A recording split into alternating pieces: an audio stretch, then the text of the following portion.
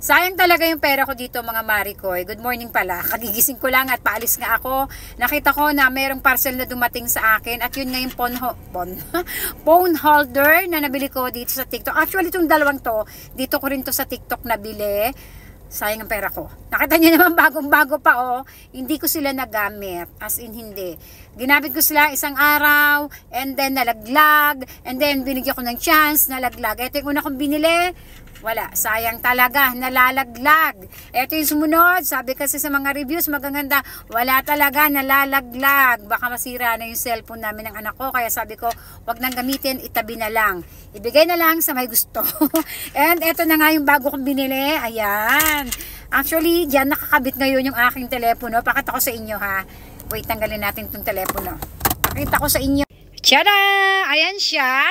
At malambot siya, Mars. Pagka nilagay mo yung telepono mo, bababa agad siya. 'Di ba? Kaya lang ito, connected siya dito sa fan mo. Pero okay lang kasi nga ang cellphone natin, alam nyo naman, madaling mag-init. 'Di ba?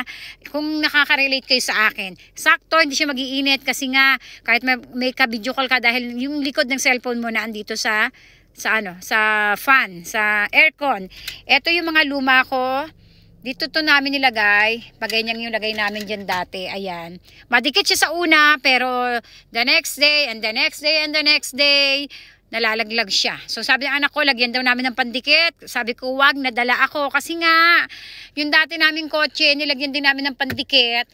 Nung tinagal namin, nag-iwan siya ng adhesive. Ito naman yung next, yung mahaba.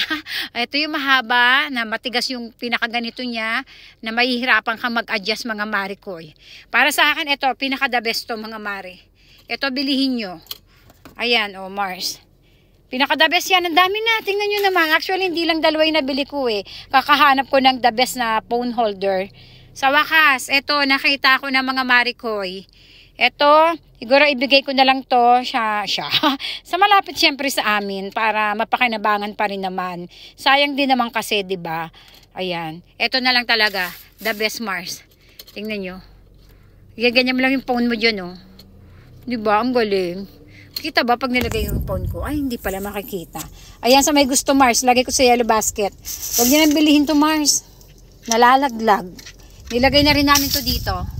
Sa salamin, banda rito sa dulo, wala, nalalaglag. Ito na lang Mars. Ito na lang bilihin nyo.